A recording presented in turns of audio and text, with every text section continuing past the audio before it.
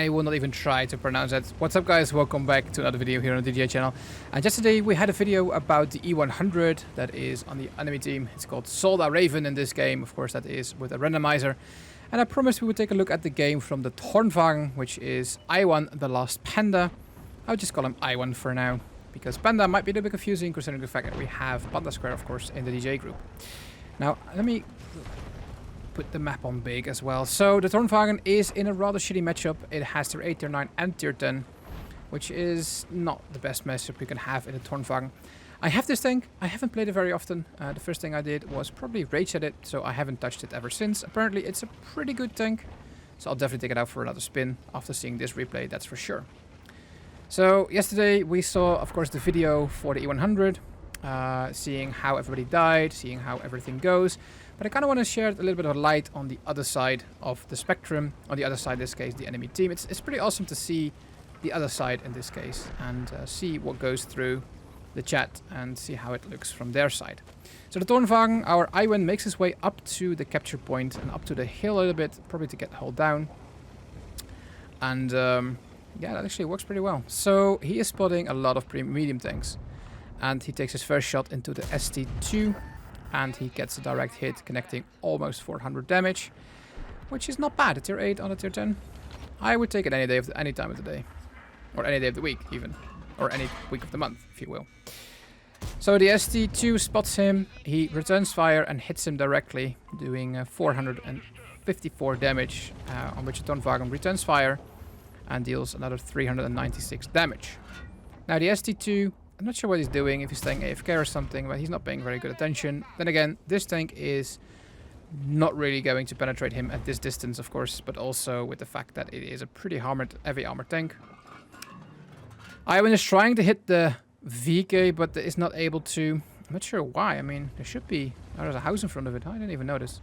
There we go. Now we can hit him. Can we hit him? Yes, we do. Critical damage done as well. As we get a pop-up that the BZ mission or victory has been done, which is interesting. You can't see it's behind me. Try and get away from it, but it doesn't work.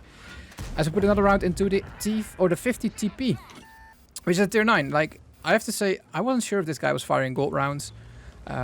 After watching the E100 video, of course, receiving the rounds, I can confirm these are actually the gold rounds and not the normal ones. So that kind of explains why he's doing so much damage, or damage so easily. On this side of the map. Of course, the 50 TP is not happy with this. He's coming to get him. There we go. Second round in. And, of course, it bounces, which is RNGesus. Man, that sucks, dude. The reload on this gun is pretty cool. Let's try it again. All right, Cupola. There we go. Zoom in. Fire. And finally, we penetrate him, doing 400 damage. We're up to 2,000 damage right now, which is not bad for tier 8 and a tier 10 matchup. Alright, so the T50 or the 50 TP, I keep seeing T50, which is a different tank, decides to return fire, misses, and our hero of the day, Iwan, decides to return fire and misses as well. Oh man. Let's try another one. There we go.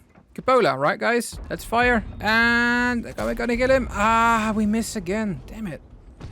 Alright, so third time is the charm, I would say, right? Is it? Let's try it again. Oh, yeah, this is definitely going to penetrate, right, guys? There is no way this one's going to penetrate. Showing the side of the turret, the 50 TP gets put down for a small amount of damage, only 128, but we have done 2,200 damage almost so far into this game. Now, we all know the E100 is wreaking complete havoc on this team on the hill, which is interesting. But, yeah, just check out the video. I'll post a link up there somewhere. As we focus ourselves on the VK, taking a shot and missing as well. Now, suddenly the Moushin comes to life and decides to go up the hill as well. Or to the VK at least. As we're capturing. The ST2 is shooting. From where? Where the shots are coming from? I don't even know. I take a shot, or he takes a shot at the Moushin and he misses. Or he doesn't penetrate. He doesn't miss. He doesn't penetrate. Come on, cool. You know the difference between not penetrating and missing. You have them quite often yourself. Right, so STI2, side armor, there we go, 394 damage in. Oh man, that sucks for the ST2. As we're falling down, reloading, and trying to do it again. The Moushin is making a push for the Type 5 Heavy, who is holding his own quite well, actually. As we can see already on the hill, the E100 has 130 HP left, which, you know, if you watched yesterday's video, you know what happens next. Alright, so the Martian is trying to do his best to kill the VK, as the TVP is trying to get into the Tornvagn. He pushes forwards, shots 2, shots 3, shoot 4, and that's it for him. Alright, let's kill him, guys. Let's go for him. Like, he has to reload, right? As the Scorpion puts a round into the gun mantlet, dealing a astonishing 445 damage, which is... it sucks. Alright, let's go. TVP, where are you, man? Motion, where are you, man? VK, where are you, man? We're hungry for you guys. Let's go. Iwan is keeping his eye on the hill, which is a very, very good thing to do. He sees the E100, but E100 is at this point being blocked by the ST2. And he switches to gold rounds. He hasn't shot gold. I didn't even know. I thought he was firing gold rounds. Oh man. He switches to gold. I was just messing with you guys. It's more of a point where, you know, APCR is APCR and they have 2 APCR rounds, which in my head doesn't make any sense. So at this point, the TVP gets a shot in for the from the Tornvagn, from Iwan, of course. And the Scorpion tries to put a shell into him, which bounces or ricochets or at least doesn't penetrate.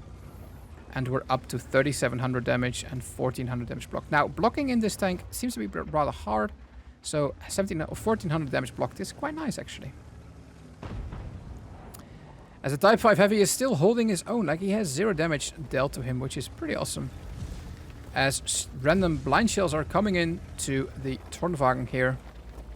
Now Iwan has to make a decision. Is he going to help or is he going to stay? Of course, he spots the ST2, takes another round into him and deals another 394 damage. Now 94 is a number that comes quite often in this game, which is interesting. Iron Jesus, you're doing something right. Right, so the E100 takes down the E50M. We all know where we are at this point. Again, if you watched yesterday's video. The Tornvagn, he is attempting to get into the... or gets the Skoda or the TVP into his sights. Now, we all know the Skoda and the T50 or the TVP both have these auto-loading, very fast-firing guns, which are absolutely awful to play against. I like the TVP. It's only very low armored. But the gun handling and stuff is really, really cool. There we go, an ST2. Should we take the shot? There we go. We take him down. He's down to 235 damage. Or health, I should say. And we're up to 4,500 damage, guys. This is absolutely amazing. Keep in mind that the E100 at this point was dealing 14,000 damage, which is absolutely bonkers. But yeah, this is a tier 10 and a tier 8 matchup. This is a tier 8 and a tier 10 matchup. And again, it's quite funny to see both sides from this game, and I really appreciate if people do that. Like, they upload the game from one side and the game for the other side, and then, you know, compare them, if you will, to the best players in this case. Because yes, it's a spoiler. Tornvagn is the best player of this team, as well as, of course, the E100 on the enemy team is the best player on his team at this point, which is a dead giveaway because obviously you guys saw the video from yesterday. I keep referring to it. If you didn't, check it out, of course, and give your opinion on that one as well. As the Type 5 kills the Martian, and the TVP gets killed. Damn, that was... he didn't expect that to happen. And the funny thing is, I know for a fact that right now in the chat, he's talking about the against the Skoda T50, like, dude, why didn't you come with me? As a Scorpion comes in, we go and put a shell into him, which obviously penetrates because it's a glass cannon. Leaving us in a very awkward position where we can't really get away because there's a Scorpion as well as a Skoda T50. Scorpion doesn't know where we are. We kill him. And we're up to 5,360 damage, which is... I would be jealous of this number, to be quite fair. So we're just doing our job here. We're just waiting, hoping that the Skoda T50 comes in at some point. As our Stridsvagn is going to get killed very, very soon. There we go. That's the ISU, sorry. The Skoda T50 is... there we go, that's first one that gets killed. The Skoda T50 is now reloading, I would suppose. And the ST2 is taking another shot at us, killing us almost, or putting us down to 286 damage, which puts us at a one-shot for either the Skoda T50, or the STI, or the E100, which is going to be a very awkward position. So the E100 at this point is dealing so much damage, so much havoc right now. And the Tornvagn is responding, it's my fault he got up to the hill, which is interesting. So right now, this is going to be an interesting story. So this guy is left against 3 enemy tanks, which of course is the WZ, the ST2, and the E100. And the E100 takes a shot, and he manages to only destroy our tracks, which is going to be a price he has to pay for dearly. A little bit later, of course. But now it's going to be 3 versus 1. And this is a very awkward situation because we're literally one shot for any tank that comes around the corner. They can even ram us to death at this point, which is going to be an interesting thing as the ST2 crashes and leaving us with just the E100 that is a one shot and a full health WZ, which again, both of them can actually kill us. So where's the E100 coming from? Because we're capturing. Oh, there goes the capture. He is around. There we go. He takes a shot. He bounces. E100 takes another, or we take a shot at E100 and we bounce as well. Crap. How do we fix this? How do we get this guy to yield or, you know, to die? Because we're both, like, the E100 is one shot and we're a one shot as well. We reload. We take the shot. There we go. We take down the E100 as the WZ is coming around the corner. The E100 was getting a little bit too kill heavy and should have waited, I guess, until the WZ came around as well. So now we're up against the WZ. The big, derpy Chinese tank destroyer that I haven't played, I don't have, and I am not interested in because it's not my type of game style. I might actually do it later on because now derpy guns are fun. There we go. Now it's going to be awkward. He needs to shoot one shell, miss, and then of course we can actually do something. Can we do this? We take another round. He fires and he bounces, which means he has a 25-second reload. We go around the corner. There we go. Go, go, go, go, go, go. Can we get him? Can we get him? Oh, man. He's doing the same bloody thing. We have reloaded. Can we do something about this guy? Oh, this is going to be awkward. Can we get a shell into him? Yes, we can. Of course. There we go. Yes. Okay, so we're both a one-shot. Okay, this is going to be tense, guys. Can we one-shot this guy, kill him? Or is it going to be a very bad heartbreak? As we reload, we're waiting for the final round to be put into the breach. Can we do something about this? We go back a little bit. Back, back, back. Ooh, this is going to be awkward. We take a shot. We kill him. And there we go. We have won this round. We're up to 7,300 damage and 2,770 damage dealt. But is that actually what we've dealt? Or is it just, you know, that's being shown at this point? Let's have a look at the post-battle stats. Yes, guys, so these are the post-battle stats. Of course, we got a Mastery Badge or an Ace Tanker for this, as well as a De Langane Medal, which is awarded to players who, in the course of one battle, destroys 4 enemy vehicles within the base circle while they're trying to attempt to capture the base. Now, this is, of course, a premium tank, getting 65,023 credits, as well as dealing 77,300 damage, and getting 2,000 experience. Let's look at the whole team. This guy absolutely carried the game. That's pretty cool. Leaving us with about 200,000 credits profit, which is just absolutely bonkers. Again, a tier 8 in a tier 10 match, carrying the game.